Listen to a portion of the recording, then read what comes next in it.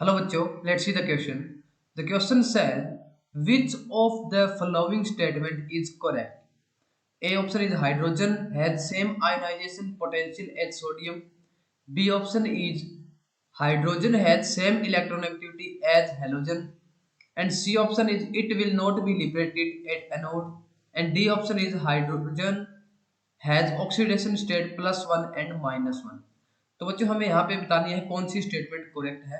Question को solve करते हैं बच्चों। सबसे पहले बात करेंगे की कंसेप्ट की, that is properties of hydrogen.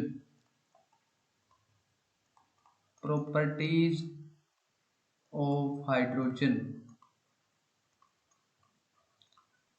पहली स्टेटमेंट में क्या बोल रहा है बच्चों कि जो हाइड्रोजन का जो आयोनाइजेशन पोटेंशियल है बच्चों वो क्या होता है, सेम होता है as comparison to an, that is alkali metal.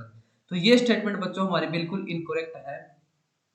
जो हाइड्रोजन का पोटेंशियल होता है बच्चों, आयोनाइजेशन पोटेंशियल, हाइड्रोजन आयोनाइजेशन हमारे पास क्या है बच्चों, जो पोटेंशियल होता है जिसको मैं आईपी से डिनोट कर रहा हूं यहाँ पे, वो क्या होता है बच्चों, ज्यादा होता है किससे, अल्कली मेटल से, अल्कली मेटल।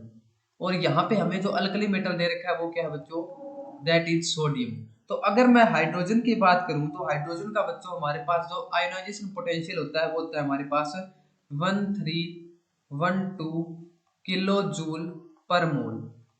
और अगर मैं बात करूं अल्कली मेटल सोडियम की तो वो हमारे पास होता है 496 किलो जूल पर मोल।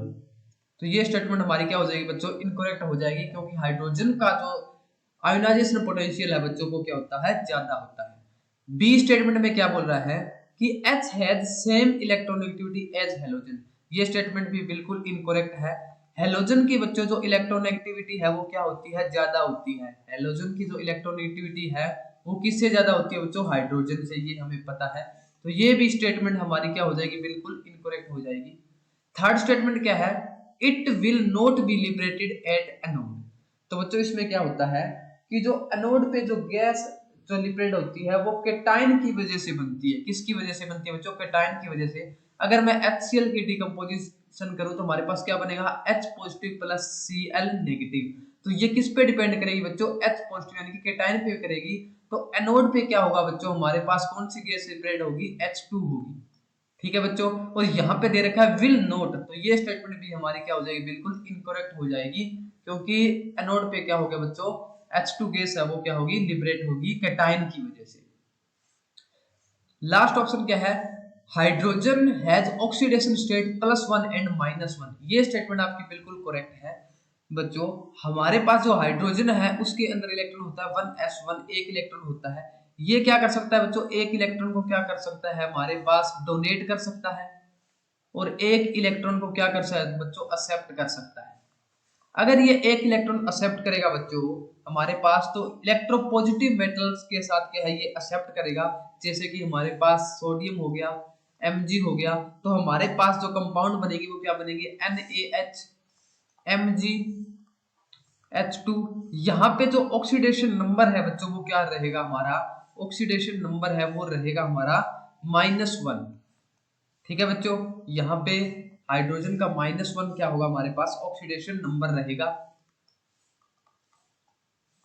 अगर यही हमारे पास एक इलेक्ट्रॉन को डोनेट करेगा तो किसको डोनेट करेगा बच्चों, अपने से ज्यादा इलेक्ट्रोनेगेटिव कोई मेटल होगा, एलिमेंट होगा, उसको डोनेट करेगा। जैसे कि हमारे पास नाइट्रोजन हो गया, ब्रोमीन हो गया, क्लोरीन हो गया, इसको डोनेट करेगा। अगर इनके साथ डोनेट करेगा तो कंपाउंड क्या बनेगी बच्चों, NH3 बना लेगा, HCl बना लेगा, H2O बना सकता है। तो यहां से क्या पता चला कि जो ऑक्सीडेशन नंबर है बच्चों वो हाइड्रोजन का वो क्या हो रहा है बच्चों, यहाँ पे +1 है। तो यहाँ से पता चला कि जो हाइड्रोजन का जो ऑक्सीडेशन स्टेट है, ऑक्सीडेशन नंबर है, वो क्या हो सकती है, +1 भी हो सकती है और -1 भी हो सकती है। यहाँ पे ऑक्सीडेशन नंबर और जो ऑक्सीडेशन स्टेट है बच्चों क्या है, +1 है, और यहाँ पे जो ऑक्सीडेशन स्टेट है वो क्या है, -1 है। तो हमारा जो आंसर बनेगा correct, that will be D. I hope you understood it well, thank you.